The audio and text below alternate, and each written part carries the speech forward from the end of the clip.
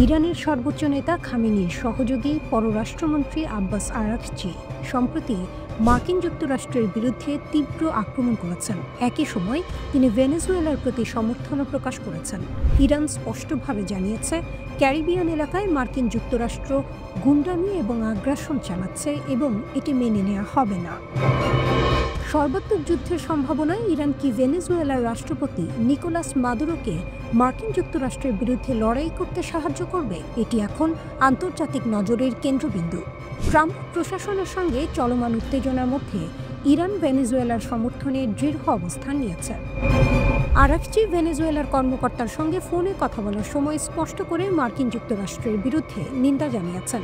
তিনি বলেছেন, এই দেশের বিরুদ্ধে মার্কিন যুক্তরাষ্ট্রের শক্তি প্রয়োগের হুমকি মৌলিক নীতির লঙ্ঘনের স্পষ্ট উদাহরণ।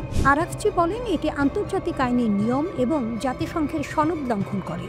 তিনি আন্তর্জাতিক সম্প্রদায়ের প্রতি আহ্বান জানিয়েছেন, আমেরিকার আগ্রাসী একতরফাবাদের বিরুদ্ধে জাতিসংঘের নীতি ও উদ্দেশ্য রক্ষা করতে।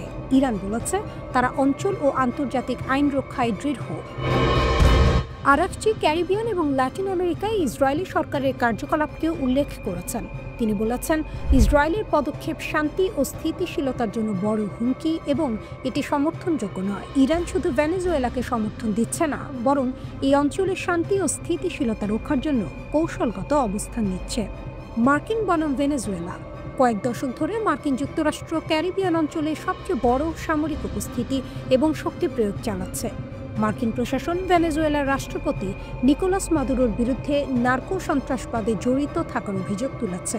ট্রাম্প প্রশাসন মাদুরোর গ্রেপ্তারের জন্য $50 মিলিয়ন পুরস্কার ঘোষণা করেছে এবং 10টিরও বেশি মাদক বহনকারী নৌকা এর উপর হামলা চালিয়েছে। মাদুরো সাহস দেখিয়েছেন। তিনি তার অনুসারীদের আহ্বান জানিয়েছেন, দেশের প্রতিটি ইঞ্চি রক্ষা করার জন্য প্রস্তুত থাকতে। ইরান এই সাহসকে সমর্থন দিচ্ছে এবং মার্কিন আগ্রাসনের মুখে ভেনেজুয়েলাকে দাঁড় করাচ্ছে। ইরানের এই কৌশল ও শক্তি দেখাচ্ছে যে তারা শুধু নিজস্ব অঞ্চলে নয়, বিশ্বজুড়ে প্রতিপক্ষের আগ্রাসন রোধে সক্রিয়। ইরানের রাজনৈতিক ও কৌশলগত শক্তি ভেনেজুয়েলা এবং অন্যান্য সহযোগী দেশকে নিরাপত্তা এবং সমর্থন দিচ্ছে। মার্কিন আগ্রাসন মোকাবিলায় ইরান প্রমাণ করছে তারা আন্তর্জাতিক ক্ষমতা এবং সামরিক কৌশলের মাধ্যমে সাহায্য করতে প্রস্তুত। এই উত্তেজনার মধ্যে ইরান স্পষ্ট বার্তা দিয়েছে, তারা সাহসী, শক্তিশালী এবং আন্তর্জাতিক শান্তি রক্ষায় প্রতিশ্রুতিবদ্ধ। মার্কিন যুক্তরাষ্ট্র যতই চাপ দিক, ইরান এবং তার মিত্ররা স্থির অবস্থানে থাকবে।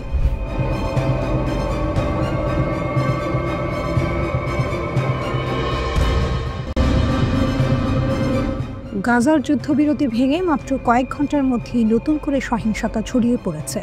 ইসরায়েল জানায়, হামাস যোদ্ধারা প্রথমে গুলি চালিয়েছে, এরপরেই ইসরায়েল স্ট্রাইকস ব্যাক শিরোনামে খবর ছড়িয়ে পড়ে, যেখানে বলা হয় ইসরায়েলি হামলায় অন্তত 21 জন নিহত হয়েছে।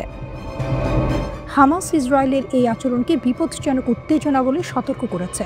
তাদের মতে, যুদ্ধ বিমান দিয়ে গাজায় বোমা বর্ষণ করে ইসরায়েল শান্তি চুক্তিকে অমান্য করেছে এবং পরিস্থিতিকে আরও খারাপ করছে। ইসরায়েল আবার বলছে, তারা শুধু প্রতিক্রিয়া দেখিয়েছে। তাদের দাবি, হামাস যোদ্ধারা প্রথমে আইডিএফ বা ইসরায়েলি সেনাদের দিকে গুলি চালায়, এরপরেই ইসরায়েলি যুদ্ধ বিমান গাজার বিভিন্ন স্থানে হামলা চালায়। এই পরিস্থিতিতে মার্কিন প্রেসিডেন্ট ডোনাল্ড ট্রাম্প প্রকাশ্যে ইসরায়েলকে সমর্থন দিয়েছেন। এক মার্কিন কর্মকর্তা বলেন, হামাসই প্রথমে যুদ্ধবিরতি ভঙ্গ করেছে, সেই কারণেই যুক্তরাষ্ট্র ইসরায়েলের সামরিক পদক্ষেপকে সমর্থন করছে। ইসরায়েলের সেনাবাহিনী জানায়, তাদের স্থলবাহিনীর ওপর হামাসের গুলির খবর পাওয়ার পরেই যুদ্ধ বিমান দিয়ে গাজার একাধিক জায়গায় আঘাত হানা হয়। অন্যদিকে হামাস বিবৃতি দিয়ে বলে, ইসরায়েল অযৌক্তিকভাবে সামরিক হামলা চালিয়েছে, যা তাদের ভাষায় একটি বিপজ্জনক বৃদ্ধি বা উত্তেজনা বাড়ানোর চেষ্টা। হামাস আরও অভিযোগ করে, ইসরায়েলের প্রধানমন্ত্রী বেনিয়ামিন নেতানিয়াহু ইচ্ছা করেই পরিস্থিতি উত্তপ্ত করে তুলছেন এবং গাজায় সহিংসতা আবার শুরু করতে চাইছেন। ইসরায়েলি কর্মকর্তারা বলেন, এই প্রতিশোধমূলক হামলা ছিল হামাসের সশস্ত্র যোদ্ধাদের গুলির জবাব। তারা অভিযোগ করে যে হামাস আইডিএফের ভেতরকার এলাকায় গুলি চালিয়েছে। গাজার সিভিল ডিফেন্স জানিয়েছে, সর্বশেষ হামলায় অন্তত 21 জন নিহত হয়েছে, যার মধ্যে নারী ও শিশুও রয়েছে। এই মৃত্যুর সংখ্যা বাড়তে পারে বলেও তারা আশঙ্কা করছে। একজন মার্কিন কর্মকর্তা দ্য টাইমস অফ ইসরায়েলকে বলেন, ওয়াশিংটন স্পষ্টভাবে ইসরায়েলের পদক্ষেপকে সমর্থন করছে। ওই কর্মকর্তা দাবি করেন, হামাসের কার্যক্রম ট্রাম্পের জাতিসংঘ সমর্থনহীন শান্তি প্রস্তাবের প্রতি ক্ষোভ থেকেই ঘটছে। মার্কিন প্রশাসনের আরও দাবি, যুদ্ধবিরতি চুক্তি সইয়ের আগে হামাস অস্ত্র সমর্পণের প্রতিশ্রুতি দিয়েছিল, কিন্তু হামাস পরিষ্কারভাবে এই দাবি অস্বীকার করেছে। তাদের অভিযোগ, যুক্তরাষ্ট্র রাজনৈতিক চাপ দিয়ে তাদের উপর শর্ত চাপিয়ে দিতে চাইছে। হামাস জানায়, যুদ্ধবিরতি শুরুর পর থেকে ইসরায়েল ইতোমধ্যে ৩০০ জনের বেশি ফিলিস্তিনিকে হত্যা করেছে। তাদের মতে এই সংখ্যাই প্রমাণ করে কে যুদ্ধবিরতি লঙ্ঘন করছে। হামাস যুক্তরাষ্ট্রকে আহ্বান জানায়, ইসরায়েলকে নিয়ন্ত্রণে আনতে হবে, না হলে পরিস্থিতি আরও খারাপ হবে। তারা মিশর, কাতার এবং তুরস্ককে চুক্তির গ্যারান্টর হিসেবে দায়িত্ব পালনের অনুরোধ জানায়। অন্যদিকে লেবাননে হিজবুল্লাহর ঘাঁটিতেও নতুন করে ইসরায়েলি হামলা হয়েছে, যদিও সেখানে ১ বছরেরও বেশি সময় ধরে যুদ্ধবিরতি চলছে। ইসরায়েল দাবি করে, হিজবুল্লাহর দিক থেকেও তাদের সেনাদের ওপর হামলার চেষ্টা হয়েছিল, তাই প্রতিক্রিয়া হিসেবে এসব আঘাত হানা হয়েছে। আইডিএফ দাবি করে, তাদের সব হামলাই ছিল প্রতিরক্ষামূলক এবং তাদের স্থলবাহিনীকে রক্ষা করার উদ্দেশ্যে নেওয়া পদক্ষেপ।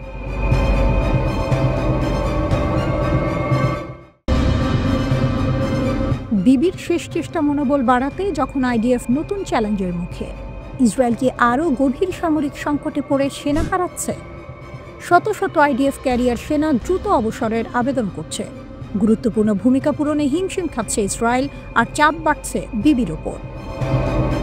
সংকট আরও খারাপ হচ্ছে যখন ইসরায়েল আবারও গাজা যুদ্ধবিরতি ভঙ্গ করেছে। ইসরায়েল এখন এক বড় সামরিক সংকটের মধ্য দিয়ে যাচ্ছে, কারণ শত শত সেনা আগেভাগেই অবসর নিতে চাইছে। শত শত ক্যারিয়ার সেনা, যাদের মধ্যে সিনিয়র অফিসারও আছেন, খুব তাড়াতাড়ি আইডিএফ ছাড়তে আগ্রহী। ইসরায়েলি গণমাধ্যম জানিয়েছে, ৬০০ ক্যারিয়ার কর্মী কার্যত পদত্যাগের আবেদন করেছে। ড্রাফট এড়িয়ে যাওয়া, অভ্যন্তরীণ অস্থিরতা এবং গাজায় দীর্ঘমেয়াদী উপস্থিতি, এসব মিলিয়ে আইডিএফ সেনাদের উপর ব্যাপক চাপ তৈরি হয়েছে। যারা পদত্যাগ করতে চাইছে তারা সবাই গুরুত্বপূর্ণ দায়িত্বে নিয়োজিত ছিল বলে জানা গেছে। কিছু আইডিএফ সদস্যের অবসর বিলম্বিত করা হয়েছে কারণ তাদের জায়গায় কাউকে খুঁজে পাওয়া যায়নি, এমনটিও রিপোর্টে বলা হয়েছে। আরও একটি বড় সমস্যা হলো, আইডিএফের ৮৫% ক্যারিয়ার সদস্য নিম্ন পদে অবসর নেয়, ফলে মাঝারি স্তরের নেতৃত্বে ঘাটতি তৈরি হয়। একজন সিনিয়র আইডিএফ কর্মকর্তা বলেছেন, এই সংকটের মূল কারণ ইসরায়েলের সর্বোচ্চ আদালত পেনশন সুবিধা বাতিল করে দেয়া। আদালতের এই সিদ্ধান্ত মনোবলে আঘাত করেছে, বিশেষ করে যখন গাজা যুদ্ধের পেছনে বিলিয়ন ডলার ব্যয় হয়েছে, যদিও ২/৩ সামরিক সরঞ্জাম যুক্তরাষ্ট্র থেকে এসেছে। ইসরায়েলের সামরিক বাহিনী আরও ১২,০০০ সৈন্যের প্রয়োজন বলে জানাচ্ছে, যাতে তারা কার্যক্রম পরিচালনা করতে পারে। ইসরায়েলিরা কি যুদ্ধের ডাকে এড়িয়ে যাচ্ছে? আইডিএফকে আরও সমস্যায় ফেলছে বাধ্যতামূলক সেনাসেবায় ব্যাপক হারে অনীহা। ইসরায়েলি যোগ্য সৈন্যদের মধ্যে ড্রাফট এড়িয়ে যাওয়ার প্রবণতা বাড়ছে। রিপোর্ট অনুযায়ী কমপক্ষে ১৭,০০০ ড্রাফট এড়ানো ব্যক্তি আইনজীবীদের সাহায্যে সেনাবাহিনী এড়িয়ে চলছে। আবার অতিরক্ষণশীল ইহুদিদের আলট্রা অর্থোডক্স বাধ্যতামূলক সেনাসেবা থেকে ছাড় দেওয়াও মানববল কমার বড় কারণ হিসেবে দেখা হচ্ছে। এই ছাড় দেওয়ার জন্য প্রধানমন্ত্রী নেতানিয়াহু ব্যাপক সমালোচনার মুখে পড়েছেন। বলা হচ্ছে, আলট্রা অর্থোডক্স দলগুলোর সমর্থন পেতে নেতানিয়াহু তাদের এই দাবি মেনে নিয়েছে। আগেভাগে অবসর নেওয়ার পাশাপাশি ইসরায়েল সামরিক বাহিনীতে আত্মহত্যার ভয়াবহ সংকটের মুখোমুখি। রিপোর্টে বলা হয়েছে, গাজা যুদ্ধের পরে শত শত ইসরায়েলি সেনা আত্মহত্যা করেছে। ইসরায়েল আবারও যুদ্ধবিরতি ভঙ্গ করেছে।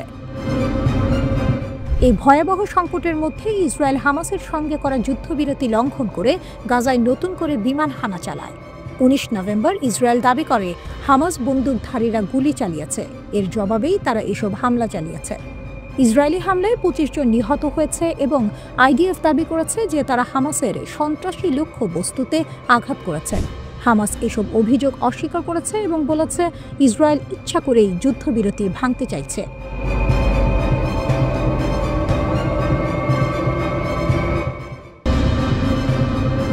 তেহরানের কণ্ঠে আজ এক নতুন বার্তা, এ যেন কূটনীতির আড়ালে বাজছে যুদ্ধের ঢোল।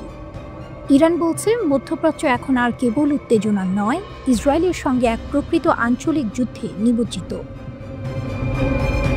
তেহরানে এক সংবাদ সম্মেলনে ইরানের পররাষ্ট্র মন্ত্রণালয়ের মুখপাত্র ইসমাইল বাঘাই কানি বলেন, এটা আর হুমকির পর্যায়ে নেই, আমরা এখন বাস্তব যুদ্ধে আছি ইহুদিবাদী শাসনের বিরুদ্ধে। তিনি জানান, 2 বছরেরও বেশি সময় ধরে ফিলিস্তিনে চলছে নির্মম গণহত্যা। গাজা থেকে লেবানন, সিরিয়া থেকে ইয়েমেন, পুরো অঞ্চলেই ইসরায়েলের আগ্রাসন ছড়িয়ে পড়েছে। তার ভাষায়, হুমকি মানে ভবিষ্যতের সম্ভাবনা, কিন্তু এই আগুন তো এখন জ্বলছে। আঞ্চলিক ঐক্যের বার্তা। বাঘাই বলেন, এখন সব দেশ বুঝতে পারছে এই অঞ্চলের প্রধান বিপদ ইসরায়েল, তাই নিরাপত্তা নিশ্চিত করতে পারস্পরিক বোঝাপড়া ও চুক্তি এখন সময়ের দাবি। তিনি বলেন, গাজায় যুদ্ধবিরতি বললেও হত্যাযজ্ঞ থামেনি। যুদ্ধবিরতি শুরু হওয়ার পরও 200 ফিলিস্তিনি নিহত, 600-রও বেশি আহত। তার অভিযোগ, যুদ্ধবিরতির গ্যারান্টাররাই এই হত্যার দায় এড়িয়ে যাচ্ছে। গণহত্যার অভিযোগ। বাঘাই জানান, গাজা অভিযানে এখন পর্যন্ত প্রায় 270 সাংবাদিক নিহত হয়েছেন, যা ইতিহাসে নজিরবিহীন। এটা যুদ্ধ নয়, এটা পূর্ণমাত্রার গণহত্যা। তিনি বলেন, জাতিসংঘ ও পশ্চিমা শক্তির নিষ্ক্রিয়তার তীব্র সমালোচনা করে তিনি সতর্ক করেন, তাদের নীরবতা ইসরায়েলকে আরও বেপরোয়া করছে। যুক্তরাষ্ট্রের সঙ্গে আলোচনা নেই। মার্কিন যুক্তরাষ্ট্রের সঙ্গে আলোচনার বিষয়ে প্রশ্ন উঠলে বাঘাই স্পষ্টভাবে বলেন, ওমানের মাধ্যমে কোনো আনুষ্ঠানিক বার্তা পায়নি, কোনো আলোচনা শুরু হয়নি। তার অভিযোগ, মার্কিন যুক্তরাষ্ট্র কথায় শান্তির কথা বললেও কাজে আগ্রাসন চালাচ্ছে। জুন মাসে আমাদের দেশ মার্কিন ইসরায়েলে হামলার শিকার হয়েছে। বহু সেনা কর্মকর্তা ও বিজ্ঞানী নিহত। এই ক্ষত আমরা ভুলব না, তিনি বলেন। ইরানি মুখপাত্র আরও বলেন, আমরা যুক্তিসঙ্গত আলোচনায় বিশ্বাস করি, কিন্তু যুক্তরাষ্ট্র সে ভাষা বোঝে না। তিনি মার্কিন পরমাণু নীতি নিয়ে কটাক্ষ করে বলেন, ট্রাম্প বলেছেন, আমেরিকার এমন অস্ত্র আছে যা 150 বার পৃথিবী ধ্বংস করতে পারে। এই শক্তি গর্বের নয়, বরং ভয়ঙ্কর। পশ্চিমা ভণ্ডামি নিয়ে ক্ষোভ। বাঘাই অভিযোগ করেন, পশ্চিমা শক্তিগুলো একদিকে ইরানের শান্তিপূর্ণ পরমাণু কর্মসূচিকে হুমকি বলে, অন্যদিকে নিজেরা অস্ত্র বিস্তারের চুক্তি লঙ্ঘন করে চলছে। তিনি বলেন, তাদের মুখে নীতি, হাতে আগুন। বিশ্ব রাজনীতির নতুন সমীকরণ। ইরান এখন কেবল প্রতিরোধের প্রতীক নয়, বরং এক নতুন আঞ্চলিক ভারসাম্যের কেন্দ্রবিন্দু। বাঘাই বলেন, আমরা দেখি সিরিয়া, সুদান, লিবিয়া, যেখানে যেখানে মার্কিন হস্তক্ষেপ হয়েছে সেখানেই ছড়িয়েছে বিশৃঙ্খলা। তার ভাষায়, মাদক বা সন্ত্রাস দমনের নামে সার্বভৌমত্ব লঙ্ঘনের অধিকার কারণেই। শেষে তিনি সতর্ক করেন, যদি ন্যায় বিচার নীরব থাকে তাহলে অন্যায়ের এই শাসন কায়েম হবে। তেহরানের বার্তা স্পষ্ট, ইরান আর প্রতিক্রিয়া জানাচ্ছে না, নেতৃত্ব নিচ্ছে। আর এই যুদ্ধে কথার চেয়ে দৃঢ় তাদের অবস্থান, আমরা থামব না।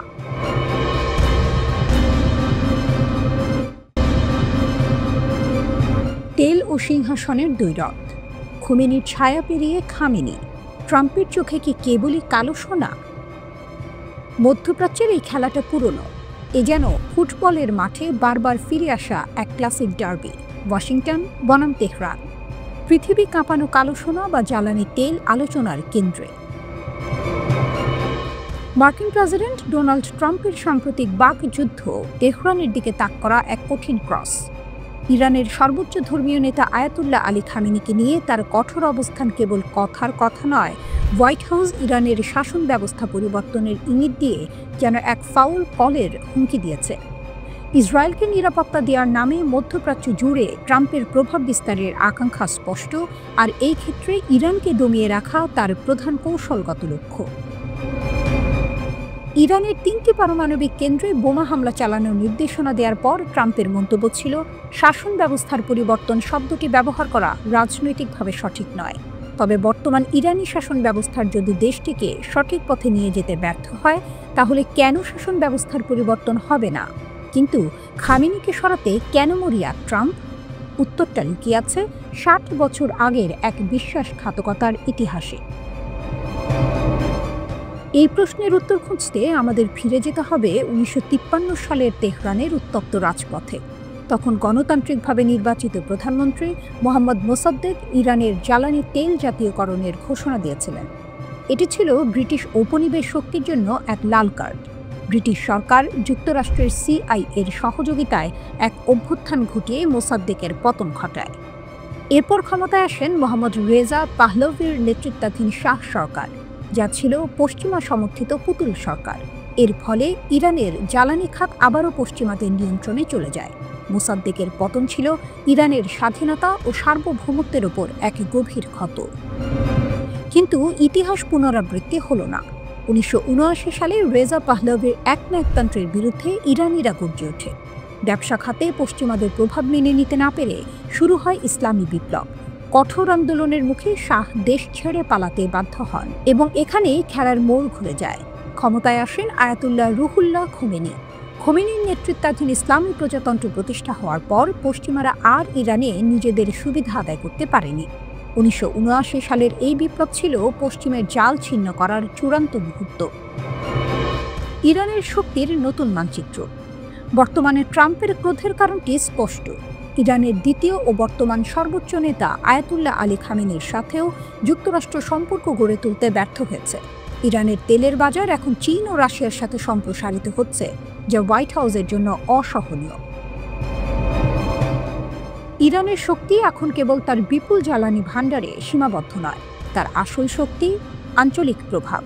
লেবানন থেকে ইয়েমেন পর্যন্ত তেহরানের বিস্তৃত সামরিক ও রাজনৈতিক প্রভাব মার্কিন মধ্যপ্রাচ্য নীতির জন্য বড় চ্যালেঞ্জ। অর্থনৈতিক নমনীয়তা। পশ্চিমা নিষেধাজ্ঞা সত্ত্বেও চীন ও রাশিয়ার মতো বড় অর্থনৈতিক শক্তির সাথে ইরানের তেলের বাণিজ্য বজায় রাখা। ট্রাম্পের ষড়যন্ত্র ব্যর্থ হয়েছে কিনা সে প্রশ্ন থেকেই যায়, কিন্তু 1953 সালের সেই অভ্যুত্থানের পুনরাবৃত্তি করতে চাইলে ট্রাম্পকে বুঝতে হবে এটি 1979 সালের পরের ইরান, যা নিজের কালো সোনার ওপর থেকে পশ্চিমাদের হাত সরিয়ে রাখতে শিখেছে। জ্বালানি তেলের লোভ ট্রাম্পকে তাড়া করে বেড়াচ্ছে, তবে খামেনির ইরানের জাল ছিন্ন করা মোটেও সহজ হবে না।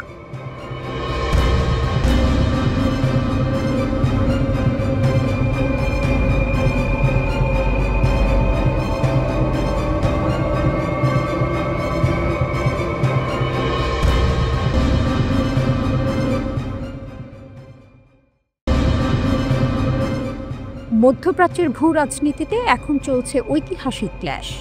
এক প্রান্তে ইসরায়েল ও তার পশ্চিমা মিত্ররা, হাতে নিষেধাজ্ঞার ফ্ল্যাগ।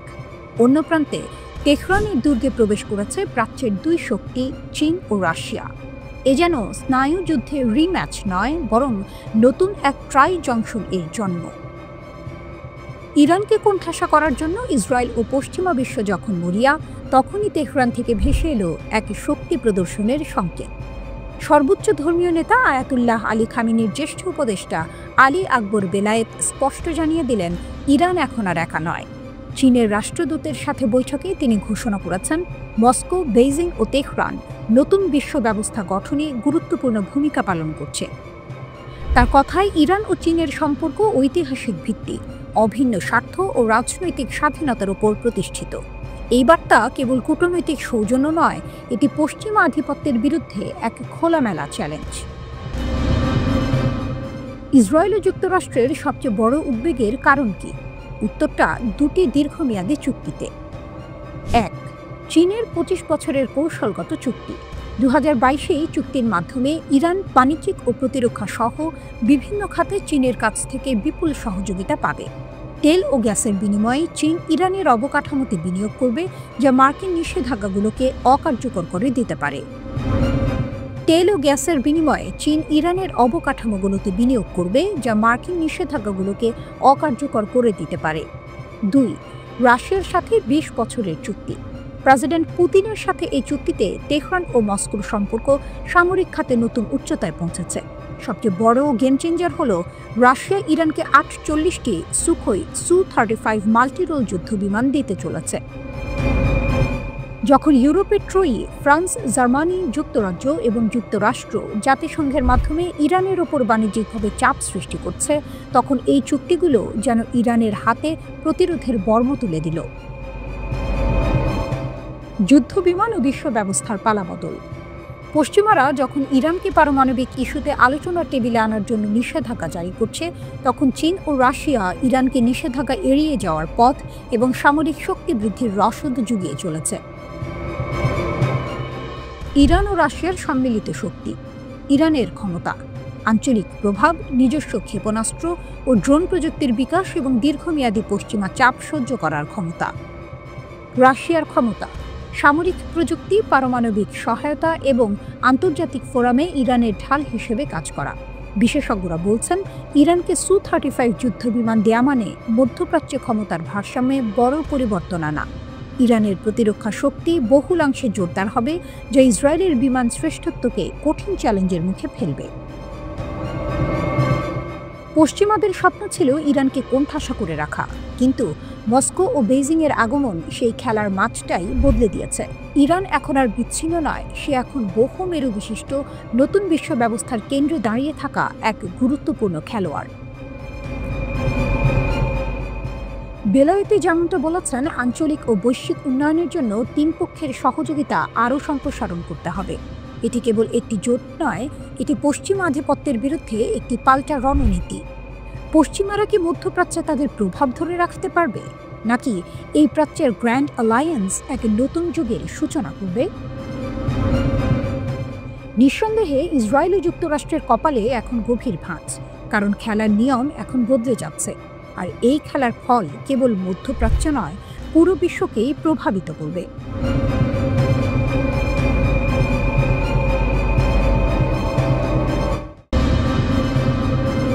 পশ্চিমের আকাশে এখন ঘন মেঘ। পারস্য উপসাগরীয় দেশটির এক সামরিক নেতার ঘোষণা যেন সেই মেঘে বিদ্যুতের ঝলকানি। ইরানের মাটি এখন সম্পূর্ণ নিরাপদ। হঠাৎ এই আত্মবিশ্বাসী সুর কেন? একে কেবলই রণহুঙ্কার, নাকি যুদ্ধবিরতির আড়ালে তেহরান পৌঁছে গেছে এক নতুন অস্পৃশ্য সামরিক উচ্চতায়?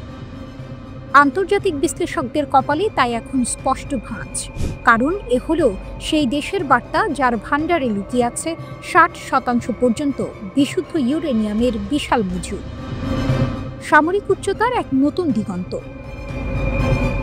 ইসলামিক রেভলিউশনারি গার্ড কর্পসের IRGC এর মুখপাত্র জেনারেল আলী মোহাম্মদ নাইনির বক্তব্য শুধু সতর্কবার্তা নয়, তিনি দ্বিধাহীনভাবে ঘোষণা করলেন, আমাদের দেশ সামরিকভাবে আরও প্রস্তুত এবং শত্রুদের বিরুদ্ধে কঠোর প্রতিরোধ গড়ে তুলেছে।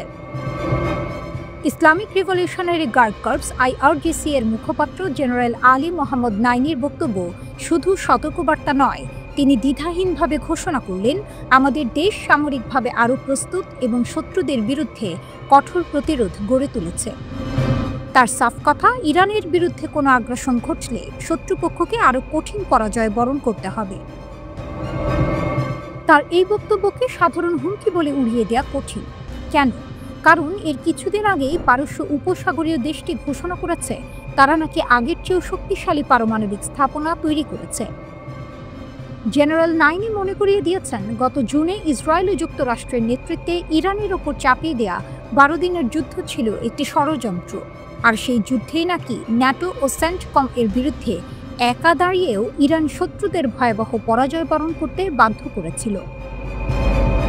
যে দেশের কাছে 100 কেজিরও বেশি 60% পর্যন্ত বিশুদ্ধ ইউরেনিয়াম মজুত রয়েছে, তাদের এমন ঘোষণা স্বাভাবিকভাবেই বিশ্বজুড়ে উদ্বেগ সৃষ্টি করে। পারমাণবিক বোমা তৈরির জন্য সাধারণত 90% সমৃদ্ধ ইউরেনিয়ামের প্রয়োজন হয়, কিন্তু 60% ইউরেনিয়াম মজুত থাকা মানেই তেহরান সেই লক্ষ্যের একেবারে দোরগোড়ায়।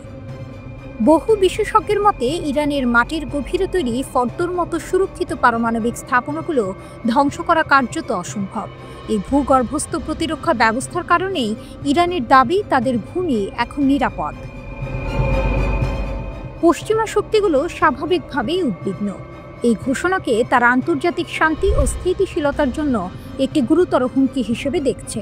তাদের আশঙ্কা, ইরান এই সামরিক আত্মবিশ্বাসকে কাজে লাগিয়ে পারমাণবিক বোমা তৈরির পথে আরও দ্রুত হাঁটতে পারে। যদিও ইরান বরাবরই তাদের পারমাণবিক কর্মসূচিকে শান্তিপূর্ণ উদ্দেশ্য প্রণোদিত বলে দাবি করে, তবে 60% ইউরেনিয়ামের মজুত এবং নতুন করে সামরিক উচ্চতার ঘোষণা কূটনৈতিক টেবিলে নতুন করে চাপ সৃষ্টি করেছে। প্রশ্ন হলো, যুদ্ধবিরতির এই নীরব সময়ে ইরান কি সত্যিই সেই সামরিক গভীরতা অর্জন করেছে যেখানে পশ্চিমা শক্তির আঘাত পৌঁছানো কার্যত অসম্ভব, নাকি এটি কেবলই মনোবলে চিড়ি ধরানো এক কৌশল? ইসরায়েলি হামলায় ক্ষতিগ্রস্ত পারমাণবিক স্থাপনাগুলো পুনর্গঠনের ঘোষণা দিয়েছে ইরান। ইরানের পারমাণবিক শক্তি সংস্থা পরিদর্শনের সময় দেশটির প্রেসিডেন্ট মাসুদ পেজেশকিয়ান জানান, এসব স্থাপনা আগের চেয়েও বেশি শক্তিশালীভাবে পুনর্নির্মাণ করা হবে। তিনি আরও বলেন, ইরানের কখনোই পারমাণবিক অস্ত্র অর্জনের ইচ্ছা ছিল না, এখনও নেই। প্রেসিডেন্ট পারমাণবিক স্থাপনাগুলোর সর্বশেষ অবস্থা সম্পর্কে ব্রিফিং গ্রহণ করেন। তিনি সতর্ক করে বলেন, কোনো স্থাপনা ধ্বংস হলেও ইরান পিছু হটবে না, কারণ ইরানি বিজ্ঞানীরা প্রয়োজনীয় সকল জ্ঞান ও দক্ষতা অর্জন করে রেখেছেন।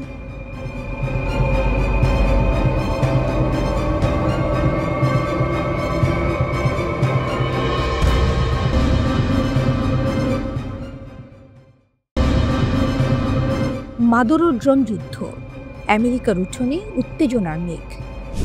নিকোলাস মাদুরোর ভেনেজুয়েলা যেন এক রাজনৈতিক দাবানল।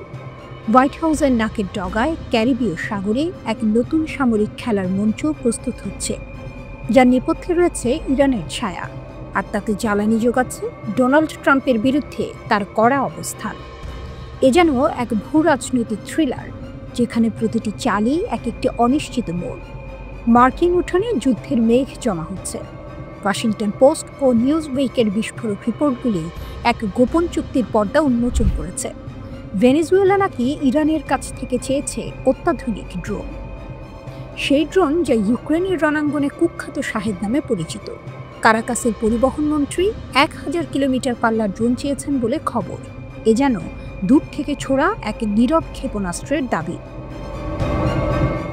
ইরান ও মাদুরো এক নতুন সামরিক যুগলবন্দি। ইরানের ড্রোন বিশেষজ্ঞ ফ্যাবিয়ান হিঞ্চ বলেছেন, তেহরানের কাছে অত্যন্ত সমৃদ্ধ সিস্টেম পোর্টফোলিও আছে যা তারা কারাকাসকে দিতে পারে। ভাবুন তো, ইউক্রেন যুদ্ধে আলোড়ন সৃষ্টিকারী তুর্কি নির্মিত বিয়ারাক্তার TB2 এর অ্যানালগ মোহাজের 6 কিংবা সুদূর নজরদারির জন্য মোহাজের 2, এগুলো কি তবে পৌঁছাতে চলেছে ভেনেজুয়েলার উপকূলে? আরও আছে 600 মাইলেরও বেশি পাল্লার শাহেদ 131 ড্রোন। এগুলি যদি সত্যিই মার্কিন সীমান্তে মোতায়েন হয়, তবে পরিস্থিতি অকল্পনীয় উত্তেজনার দিকে মোড় নেবে। মাদুরো কি তবে সত্যিই আমেরিকার সামরিক ঘাঁটিগুলোর ওপর দিয়ে মৃত্যুর বীজ ছড়াতে চাইছেন? ক্যারিবীয় সাগরে আমেরিকান ঘাঁটির ঘুম কেড়ে নেওয়া হুমকি। মার্কিন সামরিক ঘাঁটিগুলো, বিশেষত পুয়ের্তো রিকোর ফোর্ট বুচালান, ক্যাম্প সান্তিয়াগো এবং মুনিজ ইয়ার ন্যাশনাল গার্ড বেস সবই এখন আক্রমণের পরিসরের মধ্যে। শুধু তাই নয়, কিউবার কুখ্যাত গুয়ান্তানামো উপসাগরে মার্কিন ঘাঁটিও বাদ যাচ্ছে না। এই ড্রোনগুলি যদি একবার উড়ে যায়, তবে মার্কিন প্রতিরক্ষা ব্যবস্থা কি তাকে রুখতে পারবে? ওয়াশিংটন এখন যেন উদ্বেগজনক নীরবতার মধ্যে। তবে কি মাদুরো একা নন? তিনি যে রাশিয়ার প্রেসিডেন্ট ভ্লাদিমির পুতিন এবং চীনের শি জিনপিংয়ের কাছেও বর্ধিত সামরিক সহযোগিতা চেয়েছেন, তা এই নাটকে নতুন মাত্রা যোগ করেছে। ট্রাম্পের বিরুদ্ধে মাদুরো যেন প্রতিদ্বন্দ্বীদের সমাবেশ ঘটিয়েছেন। রাশিয়া থেকে সুখোই যুদ্ধ বিমানের সংস্কার এবং চীন থেকে রাডার শনাক্তকরণ ব্যবস্থার দ্রুত উৎপাদন। মাদুরো তার দেশকে দুর্গের মতো করে গড়ে তুলতে চাইছেন। মার্কিন যুক্তরাষ্ট্রও বসে নেই। তারা রুজভেল্ট রোডস নৌ স্টেশন পুনরায় চালু করেছে এবং রাফায়েল হার্নান্দেজ এবং হেনরি রোহেলসেন বিমানবন্দরে রানওয়ে সক্ষমতা বাড়াচ্ছে। এগুলি ভেনেজুয়েলার উপকূল থেকে মাত্র 500 মাইল দূরে, অর্থাৎ প্রতি আক্রমণের প্রস্তুতি চলছে জোর কদমে। মাদুরো কি সত্যিই তার এই ড্রোন ডিপ্লোম্যাসি দিয়ে ট্রাম্পকে চ্যালেঞ্জ জানাতে পারবেন, নাকি ক্যারিবীয় সাগরে ভেসে বেড়ানো মার্কিন বিমানবাহী রণতরীগুলোই শেষ পর্যন্ত এই খেলার চূড়ান্ত রেফারি হবে? ইতিহাস সাক্ষী, আমেরিকার উঠোনে এমন বিপজ্জনক খেলা এর আগে কেউ খেলতে সাহস দেখায়নি। মাদুরোর এই চাল কি তাকে বীরত্ব দেবে, নাকি অনিবার্য পতনের দিকে ঠেলে দেবে? উত্তর দেবে সময়, কিন্তু আপাতত উত্তেজনার পারদ চরমে।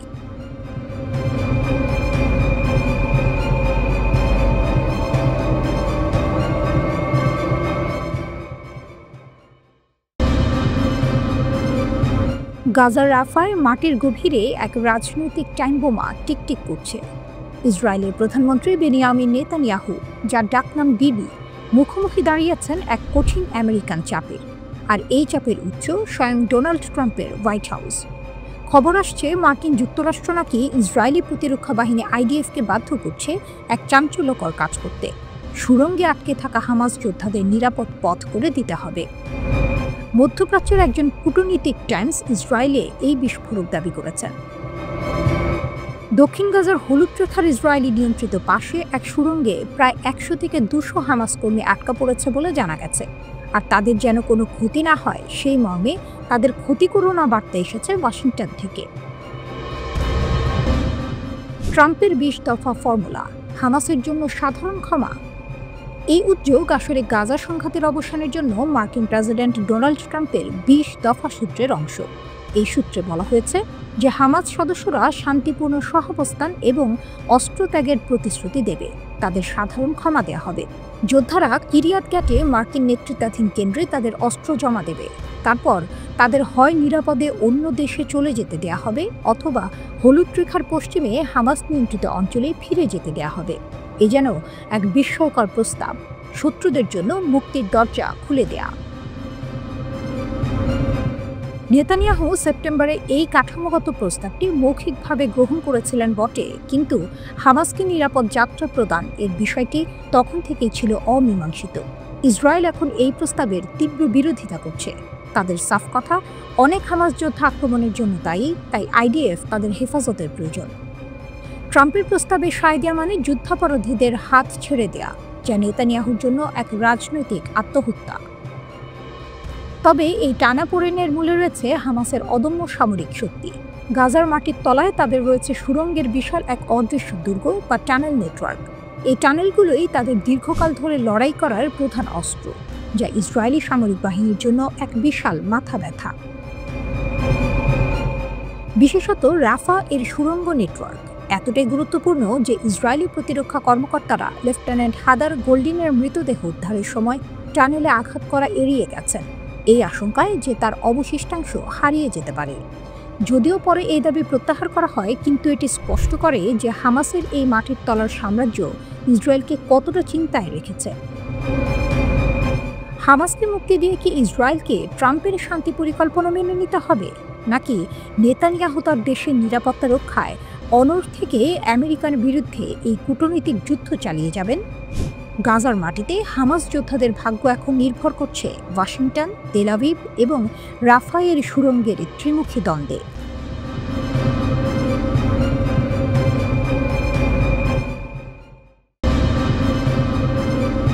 শুধুমাত্র সময়ের ব্যাপার, আবারও কি জ্বলে উঠছে ইরান ইসরায়েল যুদ্ধের আগুন? মধ্যপ্রাচ্যের আকাশ আবারও ভারী, বাতাসে যুদ্ধের গন্ধ। বিশ্লেষকরা বলছেন এটা কেবল সময়ের ব্যাপার। নতুন এক বিস্ফোরক প্রতিবেদন ছুড়ে দিয়েছে নিউ ইয়র্ক টাইমস। দাবি, ইরানের হাতে এখন 11টি পারমাণবিক বোমা তৈরির মতো ইউরেনিয়াম আছে, যে প্রমাণে কেঁপে উঠেছে ওয়াশিংটন, আতঙ্কে দুলছে তেল আভিভ। আর তবুও প্রেসিডেন্ট ডোনাল্ড ট্রাম্পের কণ্ঠে গর্ব, আমরা ইরানের পরমাণু কর্মসূচি সম্পূর্ণ ধ্বংস করেছি।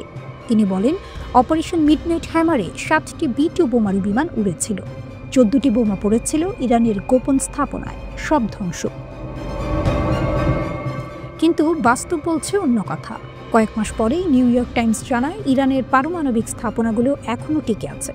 মার্কিন ও ইসরায়েলি হামলায় ক্ষতিগ্রস্ত হলেও ইরানের মূল ইউরেনিয়াম মজুদ বেঁচে আছে। একই সঙ্গে রহস্য আরও ঘনীভূত হয়েছে। কোথায় লুকিয়ে আছে সেই প্রাণঘাতী ভাণ্ডার? ইসরায়েল বলছে ইরান সেগুলো সরিয়ে নিয়েছে গোপন স্থানে। তেহরান বলছে সব ধ্বংস হয়েছে, কিন্তু গোয়েন্দারা বলছেন ইরানের পাহাড়ের নিচে গড়ে উঠছে নতুন এক কেন্দ্র, পিকাক্স মাউন্টেন। সেখানে চলছে 24 ঘন্টা সমৃদ্ধকরণের কাজ। বিদ্যুৎ, লোহার শব্দ, যন্ত্রের গর্জন, সব মিলিয়ে প্রস্তুত হচ্ছে এক নতুন শক্তি। ইরান আন্তর্জাতিক পরিদর্শকদের প্রবেশাধিকার দিচ্ছে না, বিশ্ব তাকিয়ে আছে আর তেহরান নীরবে কাজ করছে। ফলে তৈরি হয়েছে এক বিপজ্জনক অচলাবস্থা। কোনো আলোচনা নেই, নেই কোনো তদারকি, শুধু আছে ভয়, রোষ আর অপেক্ষা। গালফের দেশগুলোও এখন ঘুমাতে পারছে না। সৌদি আরব ও মিশর আমেরিকার দ্বারে দ্বারে ঘুরছে। তাদের আশঙ্কা ইসরায়েল শিগগিরই আবার আঘাত হানবে। আর ইরান যদি প্রতিশোধ নেয়, তবে সেই আগুন ছড়িয়ে পড়বে মরুভূমি জুড়ে। ইরানের ক্ষেপণাস্ত্র কারখানাগুলো আজ নিদ্রাহীন, রাতভর কাজ করছে হাজার ইঞ্জিনিয়ার। গোয়েন্দা সূত্র বলছে ভবিষ্যতের যুদ্ধে ইরান 2000 ক্ষেপণাস্ত্র নিক্ষেপে প্রস্তুত। প্রতি ঘন্টায় তৈরি হচ্ছে নতুন অস্ত্র। ইরানের পররাষ্ট্রমন্ত্রী ইতিমধ্যেই সতর্ক করেছেন, ইসরায়েল যদি আবার ভুল করে তার ফল হবে ভয়াবহ। এদিকে ইরানের ভেতরেও দ্বন্দ্ব বাড়ছে। কেউ বলছে আলোচনায় ফিরে যাওয়া উচিত, অন্যরা বলছে এখন সময় প্রতিশোধের। তবু এক জিনিসে সবাই একমত, ইরান আজও দাঁড়িয়ে আছে, ক্ষতবিক্ষত কিন্তু অদম্য। বিশেষজ্ঞরা বলেন ইরানের পরমাণু কর্মসূচি ক্ষতিগ্রস্ত হলেও ধ্বংস হয়নি, আর সেটাই বিশ্বের উদ্বেগ। আয়াতুল্লাহ খামেনির কণ্ঠে এখন অগ্নিবাণী, আমেরিকা কখনোই শান্তি চায় না, ওরা চায় আত্মসমর্পণ। এই বক্তব্যের পর নতুন করে বন্ধ হয়েছে সব আলোচনা। এখন গালফের রাজ্যগুলো তাদের প্রতিরক্ষা জোরদার করছে। গাজা নিয়ে দৃষ্টি সরিয়ে রাখলেও সবাই জানে ইরানের ঝড় এলে কেউ রেহাই পাবে না। ইসরায়েল বলছে আমরা প্রস্তুত, ইরান জবাব দেয় আমরাও। আর এই দুই শব্দের মাঝেই কাঁপছে মধ্যপ্রাচ্য। ক্ষেপণাস্ত্র লোড, জ্বালানি প্রস্তুত, আকাশ যেন নিঃশ্বাস আটকে রেখেছে। কারণ সবাই জানে যুদ্ধ এখন শুধু সময়ের অপেক্ষা।